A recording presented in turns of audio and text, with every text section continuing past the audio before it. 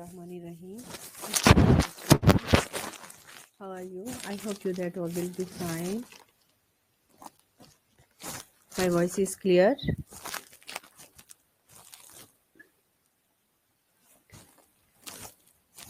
Student, my voice is clear. Slide is visible. Okay. जी फातिमा सुमैया सब आवाज़ आ रही है. गुड हो गया फाइनली. कल आई थिंक इंटरनेट का इशू था तो इस वजह से मैं जो है वो इश्यूज था कल नेट में. Okay, who will describe yesterday lectures? Please type your comments in the chat box. Just a little bit outlines. Yesterday, what are the points we will discuss?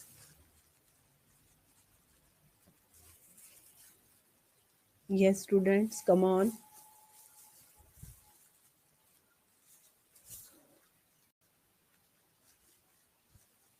Ji Heera. Okay, slide visible है. My voice is clear. But my question is, please type here comments. Write a brief content of lectures who taught yesterday. कल हमने जो content पढ़े थे हीरा बेटा उसके point of view से पूछ रही हूँ कि आप लोगों ने क्या क्या चीज़ें पढ़ी थी कल. Just right on the content outlines in the chat box. Okay, क्योंकि हम थोड़ा सा इस तरह डिस्कशन कर लेंगे ताकि बच्चे जो हैं रिमेनिंग स्टूडेंट जो हैं वो भी आ जाएं. ओके जी. सुमैया, बेसिक टर्म्स हमने रेस्पिरेटरी सिस्टम की पढ़ी थी. Very good. मुसर्रत, वालेकुम सलाम. जी बेटा. जी मोबीन. सुमैया को स्लाइड विजिबल नहीं आ रही. जी खतीजा. जी बेटा. हम्म.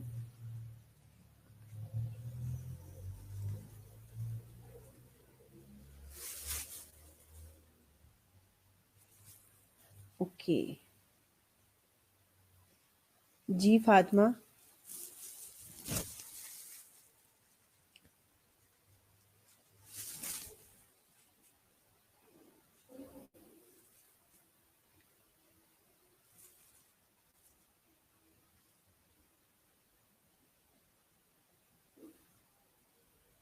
ओके. मोबीन, टर्म्स हमने रेस्पिरेटरी सिस्टम की पढ़ी थी और लैंड मार्किंग पढ़ी थी हमने रेस्पिरेटरी सिस्टम की. Please quickly type here in chat box line of orientation और landmark of respiratory system.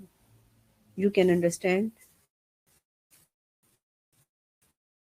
Yesterday we will line of orientation. What is the difference between line orientation, land marking, and surface land marking? Anatomical mapping. Yes.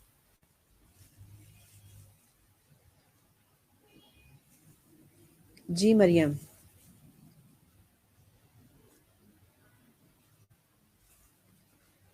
Okay. So only 9 students are present.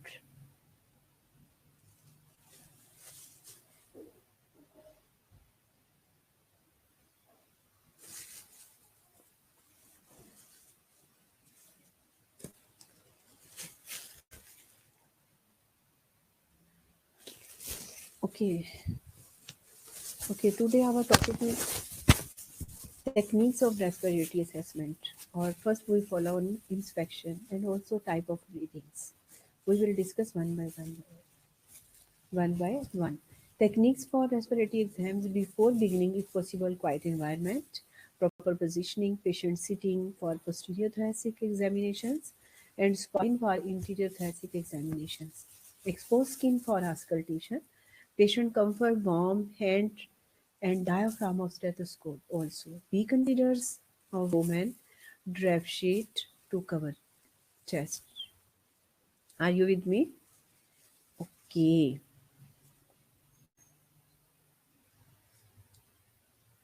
Actually मैं आपके साथ साथ जो है वो name भी note कर रही हूँ इसलिए बीच में पॉज आ जाता है। तो टेक्निक्स ऑफ एग्जामिनेशन की हमारी रेस्पिरेटरी एग्जामिनेशन हो, हमारा एब्डोमिनल असेसमेंट हो, आइदर हमारा अनदर सिस्टम हो, ठीक है। तो we are using 4 techniques depend upon the system.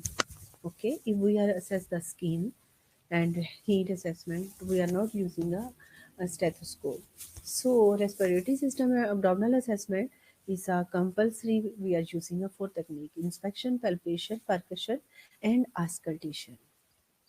Okay, agreed? जी student.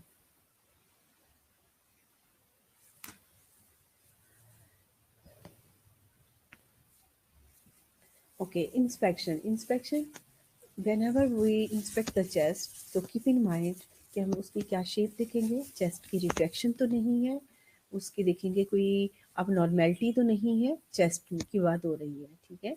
तो सबसे पहले हम नॉर्मल चेस्ट की बात करेंगे तो इसमें स्लाइटली रिट्रैक्शन होगी इंटरकोस्टल स्पेसेस में, जिस तरह पेशेंट सांस ले रहा होता है।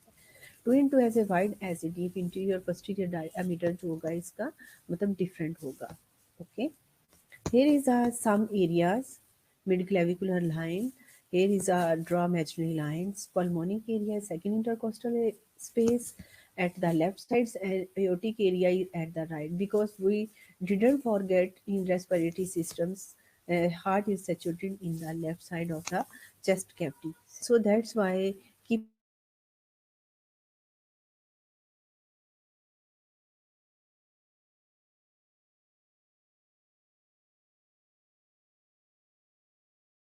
in mind all these points. Fifth intercostal space and mitral area below the nipple and at the level of the fifth intercostal space. Is it clear? Okay.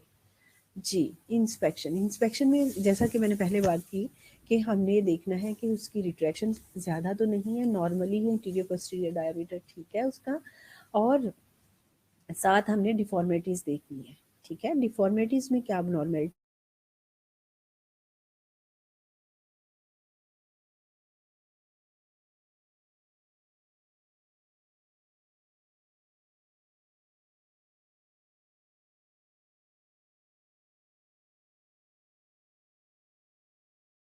दोनों तरफ से इंटीरियर पोस्टीरियर डायमीटर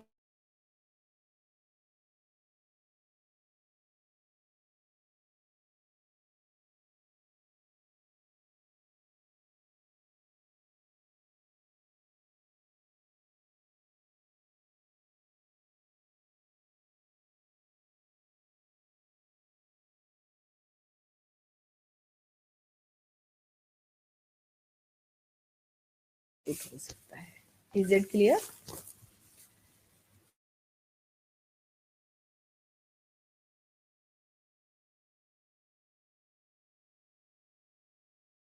टेस्ट में क्या है, practice उसको हम previous slide में आपने देखा कि अगर फाइनल चेस्ट कहती हूँ या मैं प्रैक्टिस एक्सक्वेटम कहती हूँ तो that is a same thing. Is funnel chest is called a pectus एक्सक्वेटम।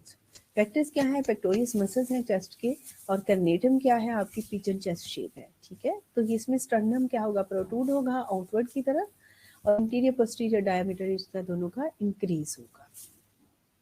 Exactly बेटा, may be due to net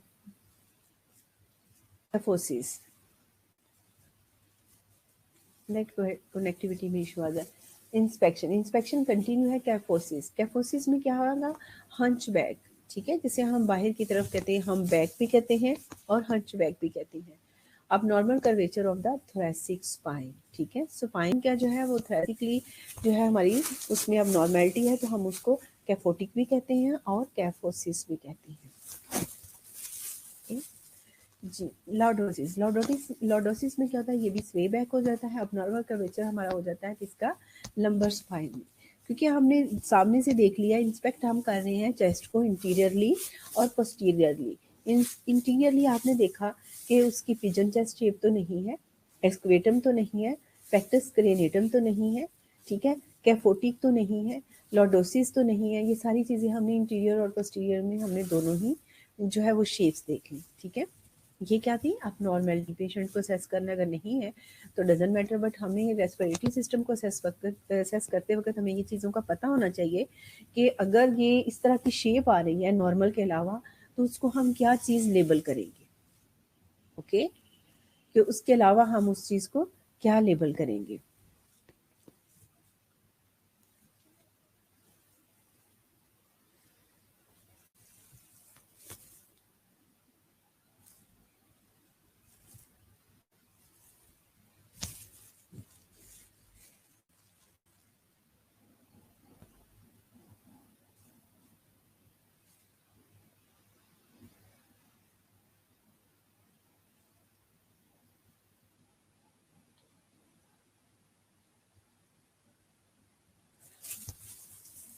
okay, inspection में क्या आपने पेशेंट्स के देखने ही, आई थिंक कुछ इश्यूज आ जाता है नेट का थोड़ा सा ना।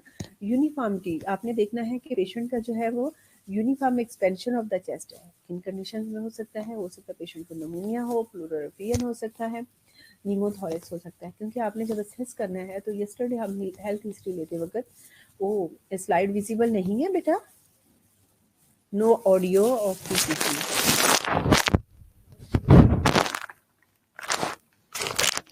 बेटा हो रही है, हो गई है शो, ओके इट्स ओके। मैं कह रही हूँ ना आपको यहाँ पर इशू हो जाता है। हो गया मरियम, थैंक यू बेटा। आवाज़ आ रही है? आपको आवाज़ नहीं आ रही, अब आ गई आवाज़ बेटा? आप मुझे कमेंट्स में यहाँ बताएं ताकि मैं कंटिन्यू करूँ। हो गई है शो, ओके विजिबल है, थैंक यू बेटा।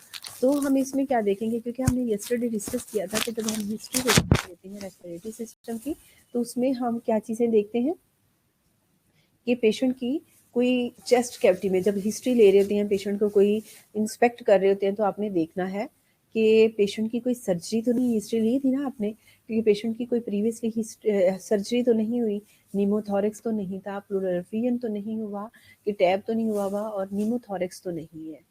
ठीक है, कोई भी वजह हो सकती है। और बल्जिंग इंटरकोस्टल स्पेसिस की बात करते हैं, या तो ऑब्स्ट्रक्शन हो सकती है, ठीक है, और या एम्फाइसीमा हो सकता है, सर्जिकल एम्फाइसीमा हो सकता है। जी, marked retraction of the intercostal space, तो क्या होगा उसको हम अगर कोई इंटरकोस्टल स्पेसिस में हम रिट्रैक्शन को मार्क कर रहे हैं या हम नोट कर रहे हैं, तो उसमें क्या होगा कि पेशेंट्स के हम देखेंगे कि कोई ब्लॉकेज तो नहीं है, शोल्डर उसके रेज हैं, पेशेंट यूज़ कर रहा है एक्सेसरी मसल्स, और पोस्चर उसका नॉर्मल है या पेशेंट जो है वो डिस्टर्ब है। तो ये चीज़ें हमने, अगर रिट्रैक्शन है, स्लाइट रिट्रैक्शन तो नॉर्मल ही है, अगर पेशेंट जो है वो लेबर ब्रीदिंग ले रहा है, एक्सेसरी मसल्स यूज़ कर रहा है और सिटिंग पोजीशन में है, कभी राइट और लेफ्ट मूव कर रहा है, it means patient is not comfortable, तो we are marked as a retraction intercostal space. These are the reasons हो सकती है। ठीक है जी। अब हम ट्रेकिया को भी, क्योंकि रेस्पिरेटरी सिस्टम में है और हमारा जो है वो आप सबको पता है कि नोज से स्टार्ट हो जाता है हमारा रेस्पिरेटरी सिस्टम, जिसे हम अपर रेस्पिरेटरी सिस्टम और लो रेस्पिरेटरी में डिवाइड कर देते हैं। ठीक है, ये ऑलरेडी हमने ये एनाटॉमी फिजियोलॉजी बेसिक स्टार्टिंग में ही पढ़ लिया हुआ था। तो इसमें हम ट्रेकिया को भी फॉरगेट नहीं कर सकते। अब ट्रेकिया में हमने देखना है कि नॉर्मल पोजीशन में है, mid line of the centre में है, आपके जो है वो नेक में कहीं डेविएशन तो नहीं है, प्लूरल फ्यूजन तो नहीं है, टेंशन निमोथोरेक्स तो नहीं है, एटिलेक्टेसिस तो नहीं है। ठीक है, ये सारी चीज़ें हम लोगों ने देखनी है, और उसमें साथ हमने देखना है पेशेंट्स का कलर है, लेवल ऑफ कॉन्शियस और इमोशनल स्टेटस। अगर कोई राइट और लेफ्ट डेविएशन है तो डेफिनेटली पेशेंट इमोशनली डिस्टर्ब होगा, लेवल कॉन्शियस जो है वो भी डिस्टर्ब होगा, और पेशेंट जो है वो डिस्टर्ब होगा। ठीक है, ट्रिकर पोजिशन मेडिएस्टिनम में any deviation of the mediastinum is abnormal, lateral shift the mediastinum can be either pulled or pushed away from the lesions। ठीक है, तो अगर हम अगर पुल की बात करते हैं, तो पुल में क्या आ जाता है, लॉस ऑफ लंग वॉल्यूम। अगर वो पुल हुआ हुआ है, ठीक है, बाहर की तरफ आया हुआ है, तो या हो सकता है, क्योंकि अभी हमने पीछे डेविएशंस पढ़ी हैं कि कोई भी निमोथोरेक्स हो सकता है, कोई उसकी डेविएशंस हो सकती है उसमें। तो इसमें मेन कॉज क्या करेगा, उसमें एटिलेक्टेसिस हो सकता है, फाइब्रोसिस है, एंजिजेंसिस है, सर्जिकल रिसेक्शन हो सकती है, और या पेलुरल फैब्रोसिस हो सकता है। आईसीयूज में काम करते हैं तो मोस्टली आपको मे बी क्लिनिकली ये पेशेंट जो है आपने देखी हूँ। अगर पुश है, अंदर की तरफ धंसा हुआ है, तो स्पेस ऑक्यूपाइंग लेयन, प्लूरल ओफियन, निमोथोरेक्स और लार्ज मैस लीशंस में ये आपको ट्रिकिया मिल सकता है। इस तरह मेडिएस्टिनम मैसिस एंड थायराइड ट्यूमर्स। ठीक है, तो इन कंडीशंस में अगर आप ट्रिकिया की पोजीशन चेंज होती है, तो डेफिनेटली ये चीज़ें कॉज करती हैं। एटिलेक्टेसिस हो सकता है, फाइब्रोसिस हो सकता है, और एजेंसीज हो सकता है। ठीक है, ये आपने देखिए कि ठीक है, शिफ्ट टू राइट हुआ है, ठीक है, शिफ्ट टू राइट हुआ है स्लाइडली, सेंटर में होना चाहिए, और ये थोड़ा सा स्लाइटली जो है वो राइट साइड पे है प्रोमिनेंट। यहाँ here is a mark by the imaginary lines कि ये राइट साइड पे थोड़ा सा अपनी नॉर्मल स्पेस से हट के जो है वो शिफ्ट हुआ है। Any question regarding the slides? Okay, no we will discuss breathing patterns. ठीक है, इंस्पेक्शन की बात हो रही है तो हम ब्रीदिंग पैटर्न को भी जो है वो फॉरगेट नहीं कर सकते। जी, क्योंकि मैं आप लोगों की नेम भी साथ साथ लिखती जा रही हूँ ताकि मुझे ओनली 17 स्टूडेंट्स वर प्रेजेंट। बेटा आप लोगों को पता वो साल ही आप लोगों को ऑनलाइन क्लासेस ही आप लोगों ने ली, तो कोशिश किया करें कि अगर आपकी रिवीजन या आपने कोई, क्योंकि जो बच्चे रेगुलर हैं आई नो वेरी वेल कि वो बच्चे रेगुलर हैं, ठीक है, रेगुलर नहीं है डेफिनेटली आपको भी पता है और मुझे भी पता है।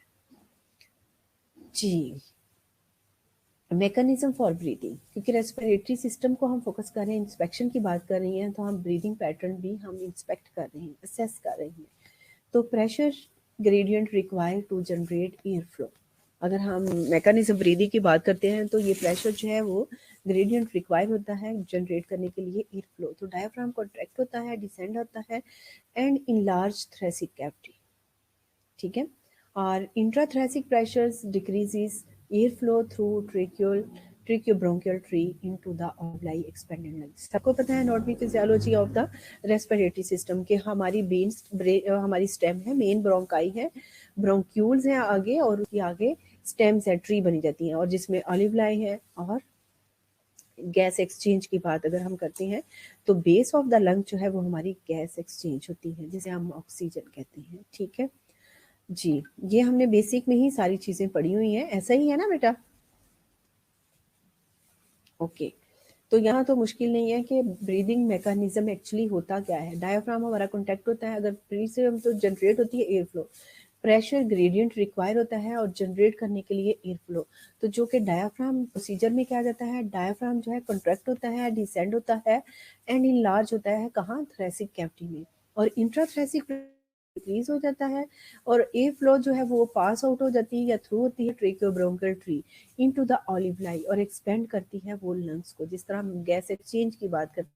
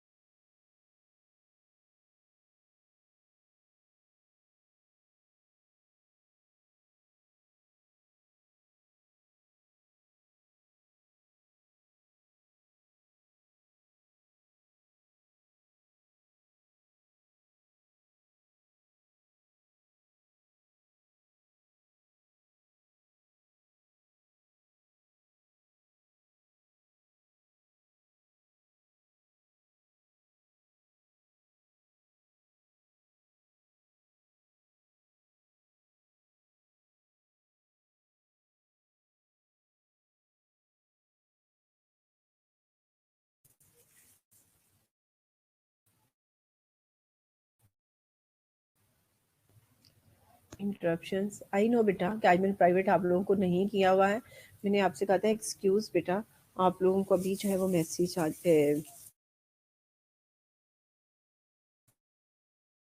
कॉल आ गई थी।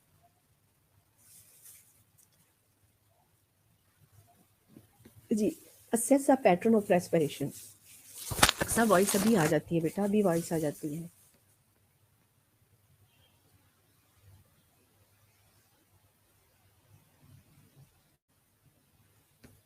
तो असेस पैटर्न ऑफ रेस्पिरेशन में क्या क्या चीज़ें हम असेस करते हैं?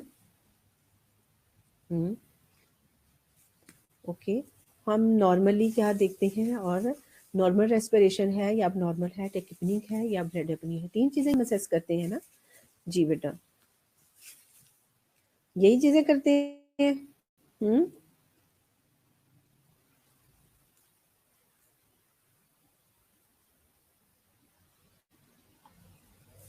जी, बहुत इशू हो जाता है। तो बेटा जो नॉर्मली हम देखते हैं मेन एंड चिल्ड्रन में, ब्रेथ डायफ्रामेटिकली एंड वुमेन ब्रेथ थोरेसिकली और कॉस्टली। ये सबको ही पता है कि मेल जो है वो डोमेन टू थोरेसिक और वुमेन जो है वो थोरेसिकली जो है वो या इंटरकोस्टल स्पेस में जैसे तेज तेज ब्रीदिंग स्टार्ट हो जाती है। एग्जैक्टली टेक्निक में क्या है, रेस्पिरेटरी रेट ओवर देन 20 पर मिनट, इससे ज़्यादा हो जाता है नॉर्मल 16 to 20 तक होता है। अगर इससे ज़्यादा हो जाता है तो हम उसको लेबल करते हैं टेकिपनिक पेशेंट है। जैसा कि पेशेंट्स को फीवर हो जाता है, कोई पेशेंट को सीवियर पेन है, तो उन कंडीशंस में पेशेंट टैकीकार्डिया हो जाता है। ब्रेड एपनिया में क्या हो जाता है, रेस्पिरेटरी जो है वो रेट लेस देन 10 हो जाता है।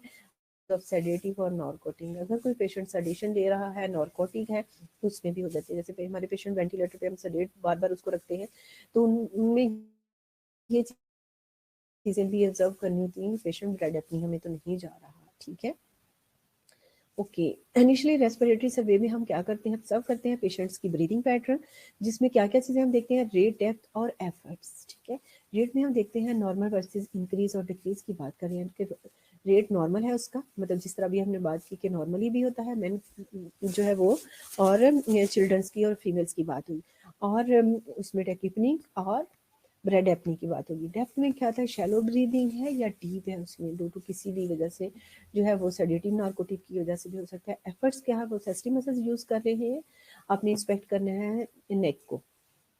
ठीक है, असेस द पेशेंट्स कलर, के पेशेंट जो है वो हाइपोक्सिक तो नहीं है, ऑक्सीजन प्रॉपर उसको जा रही है टिश्यूज तक की या नहीं, जिसकी वजह से पेशेंट साइनोस भी हो सकता है। Is it clear? Okay. Normal respiratory rate जो है मे बी इंक्रीज है, आजकल जो है मॉडिफिकेशन होती रहती हैं। इन्फेंट में क्या है, 30 to 60 है, टोडलर में 24 to 40, प्री स्कूलर में 22 to 34 पर मिनट्स की बात हो रही है। स्कूल एज में 18 to 30 है, एडोलसेंट में 12 to 16 और अडल्ट में 16 to 20 तक नॉर्मल कंसीडर करते हैं और फ्लक्चुएट करते हैं अकॉर्डिंग टू लेटेस्ट स्टडी के मुताबिक पे normal respiratory rates. Okay, here is a inspection तो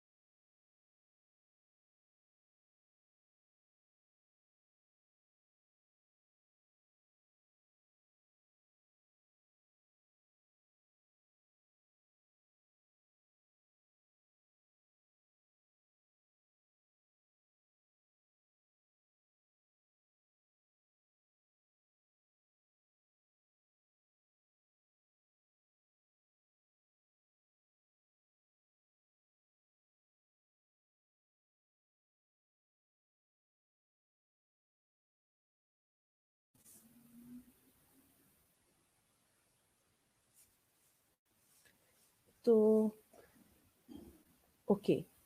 ओके बेटा, इसमें अगर हम डेप्थ में, पहले हमने रेट की बात की, अब हम डेप्थ की बात करते हैं। तो डेप्थ में क्या होगा, हाइपर एपनिया हो सकता है जिसमें इंक्रीज उसकी डेप्थ होगी और ये पैटर्न शो वहाँ प्रेजेंट कर रहा होगा। ठीक है। हाइपर वेंटिलेशन हो सकती है जिसमें इंक्रीज डेप्थ और रेट दोनों ही चीजें होगी। हाइपो वेंटिलेशन में क्या होगा, डिक्रीज डेथ रेट होगा, डेप्थ भी और डेप्थ उसका रेट भी जो होगा वो भी डेप्थ भी और रेट भी जो स्लो डाउन होगा, मे भी बीच में पॉज भी हो। ठीक है। डेप्थ में का स्मॉल ब्रीदिंग की अगर हम बात करते हैं, हमने शैलो ब्रीदिंग और का स्मॉल की बात की, तो उसमें इंक्रीज रेट और डेप्थ दोनों ही होगा। इस डीप एंड लेबर ब्रीदिंग हो सकती है। Pattern often associated with the severe metabolic acidosis. अभी मैंने प्रीवियस लास्ट स्लाइड्स पे ही बात की कि हमारा जो है मेटाबॉलिक भी और रेस्पिरेटरी भी हो सकता है, मगर यहाँ उन्होंने बता दिया कि स्मॉल ब्रीदिंग पैटर्न डेप्थ में कब आता है, ये उसका पैटर्न होगा। और ये मोस्टली जब सीवियर मेटाबॉलिक एसिडोसिस होता है तो तब हो सकता है। It is a form of hyper ventilation, tachycardia की हम बात कर रहे हैं। ठीक है। एपन्यूस्टिक में क्या होगा, परलॉन्ग गैस्पिंग और following bye a short period इसमें आ जाता है। ठीक है। तो इसमें गैस्पिंग कंडीशन होती है। ओके।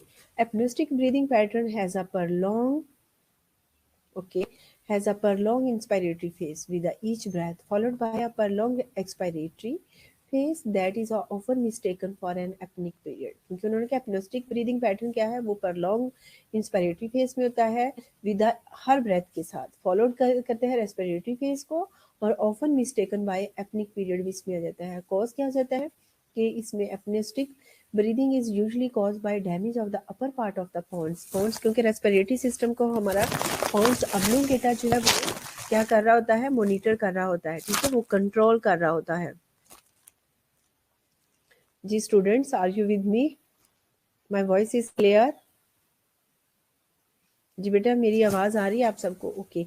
तो क्या कॉज क्या करता है, या तो यूजुअली क्या है, एपनोस्टिक ब्रीदिंग पैटर्न कब होता है कि डैमेज हो जाता है हमारा upper part of the pons which is the upper most section of the brain stem. The pons contain among other things the respiratory centre of the brain. ठीक है। ओके। रिदम की बात होगी। अभी हमने रेट पढ़ा, डेप्थ पढ़ी, अब हम पढ़ रहे हैं rhythm respiratory point of view से। ठीक है। तो एपनिया क्या है? एपनिया मीन्स पॉज, बिल्कुल नॉट ब्रीदिंग पैटर्न, के पेशेंट की कोई मूवमेंट नहीं है।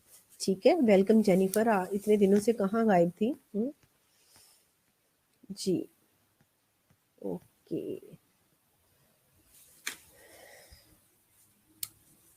ओके। कि एपनिया पीरियड कौन सा है रेस्पिरेशन में, रेस्पिरेटरी पैटर्न में, कि नो ब्रीदिंग और चाइनीज स्ट्रोक। ठीक है। ब्रेथ क्या करेंगे, progressively deeper become a more shallow periodic apnea follow associated with a severe brain pathology। और वेरिंग क्या करेंगे, डेप्थफुल बीट ऑफ एपनिया। आपने देखा कि हमने रेट पढ़ा, डेप्थ पढ़ी, और अब हम बात कर रहे हैं, oh very sad to hear, okay, 11 minutes. So sad, Jennifer. I am heard this news. Okay, now we will continue. Rhythm में क्या है, एपनिया की बात होगी कि जिसमें बिल्कुल ब्रीदिंग पैटर्न नहीं होगा। चाइनीज स्ट्रोक की बात की तो उसमें क्या होगा, प्रोग्रेसिवली डीपर होगी। ठीक है। ब्रीदिंग पैटर्न उसका डीपर होगा, शैलो होगा, और पेरोडिक एपनिया होगा। जिस तरह आपने देखा यहाँ पिक्चर्स आपको एकदम से जो है वो मतलब डीपर भी है, और आपको ये साइड पे जो है वो लाइनें नजर आ रही हैं, जस्ट लाइक टेकीकार्डिया की तरह इरेगुलरिटी है, और बीच में एक स्ट्रेट लाइन आ जाती है। इट मीन्स कि ये क्या है, फुल एपनिया है। ठीक है। एपनिया पीरियड मीन के पॉज आ गया, varying depth full beat of apnoea. तो यहाँ एब्सेंट थी, फिर स्टार्ट हो जाता है, एपनिया थी, फिर स्टार्ट हो जाता है। ठीक है। Rhythm is a continue. ठीक है। रिदम में क्या था, कंटिन्यू है, जिसमें बेयर्ड ब्रीदिंग, ये मोस्टली कॉमन टर्मिनोलॉजी, जैसे एनआईसीयू की अगर हम बात करें तो उसमें ये सारी चीज़ें जो है वो यूज़ होती हैं पेशेंट्स की कंडीशंस के लिए। बेयोटिक और शैलो ब्रीदिंग का स्मॉल ब्रीदिंग, ये सारी पैटर्न जो है ब्रीदिंग के, वो हम आईसीयूज पेशेंट जो इंटेंसिव केयर में होते हैं उनमें ये यूज़ होती हैं। अब बेयर्ड ब्रीदिंग की अगर बात करते हैं तो इसमें इंक्रीज रेट और डेप्थ होगा विद अब्रप्ट पॉज के साथ। इसमें भी आपको जो पैटर्न नीचे ड्रॉ नजर आ रहा है, इसमें भी रेट इंक्रीज है, जिसमें आपको टैकीकार्डिया की लाइंस नजर आ रही हैं, और डेप्थ भी, और इसमें भी अब्रप्ट क्या है, पॉज है। Baird breathing is very irregularity breathing with a sudden period of apnoea like that का small may be seen with the respiratory depressions and brain damage at the level of the medulla। क्योंकि अगर हम respiratory की बात करते हैं, कोई भी अबनॉर्मेलिटी, कोई इम्पेयरमेंट आ जाती है, तो ऑफ कोर्स हमारे माइंड में इमीडिएटली क्या बात आ जाती है कि पॉन्ड्स ऑब्लिगेटा क्या है, हमारा कंट्रोल करता है हमारे रेस्पिरेटरी सिस्टम को। तो वहाँ कोई इम्पेयरमेंट है, कोई चीज़ डैमेज हो गई है या कोई लीजन है जिसकी वजह से ये जो है वो पैटर्न हमें देखने के लिए मिल रहे हैं। Is it clear? जी। तो क्या कॉजेज हो सकती हैं? पैथोजेंसिस हो सकती हैं, ऑब्स्ट्रक्शन एंड इन्फेक्शन हो सकता है, ब्रोंकियल ऑब्स्ट्रक्शन जिसमें एटिलेक्टेसिस की बात हो जाती है, airway distal to the obstruction, bronchial wall inflammation. These changes become irreversible if obstruction persistently. ठीक है, तो if there is added infection तो मे बी सेप्टिसीमिया हो सकता है, तो ये भी इरिवर्सिबल कंडीशंस आ जाती हैं। Okay, any question students? जी जी स्टूडेंट,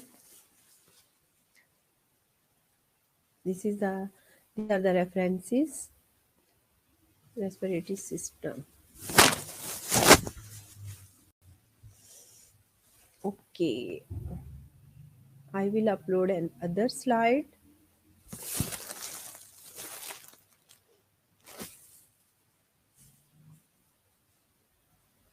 कोई क्वेश्चन तो नहीं है बेटा?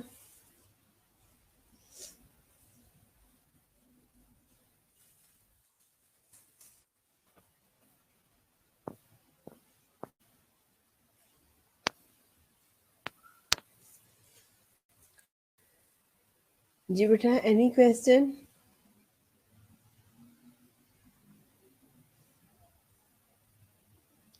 Next slide will be show after few minutes.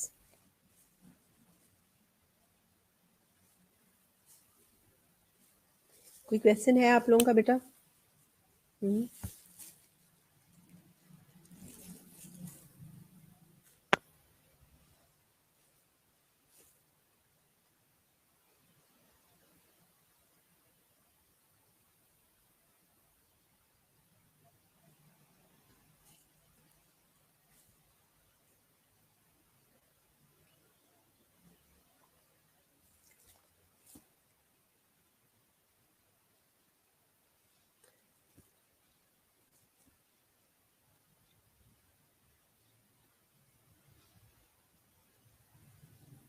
जी बेटा, any question?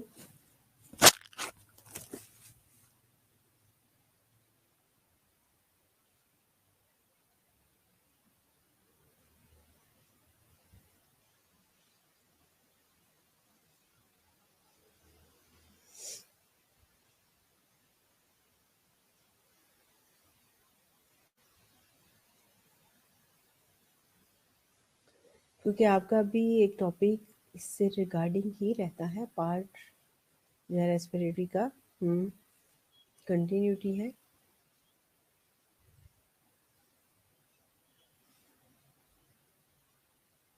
Palpation, percussion, auscultation. ठीक है जी बेटा, रिमेनिंग पार्ट जो है, क्योंकि अभी 15 मिनट में आई थिंक आप लोग पूरा पढ़ नहीं सकोगे, तो इंशाल्लाह जो है वो ट्यूसडे को I will be continue respiratory system. Okay,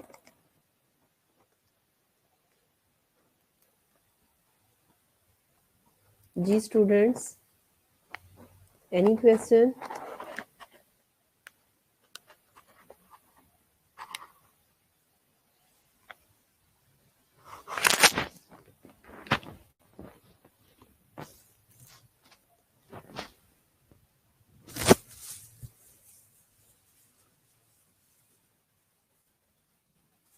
Any question, students? If you want to ask any question, you can ask.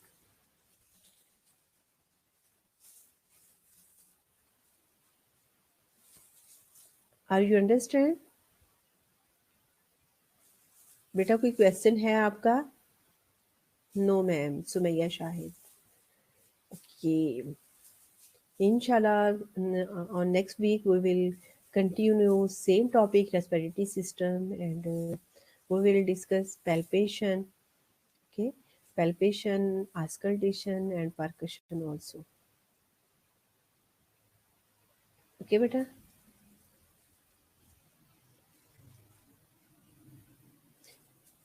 Okay, क्योंकि अजानें स्टार्ट हो गई, अदरवाइज मेरी कोशिश यही थी कि मैं नेक्स्ट जो है पार्ट भी वो भी अपलोड कर दूँ और आप लोग जो है वो और थोड़ा-सा पढ़ लें। तो बस हमें हो रही है क्योंकि कल भी आप लोगों ने कहा गान ब्रेक मैम, तो दैट्स व्हाई। ओके बेटा, अल्लाह हाफ़िज़। अगर आपकी कोई क्वेरी नहीं है, क्वेश्चन नहीं है, तो अल्लाह हाफ़िज़, टेक केयर बेटा।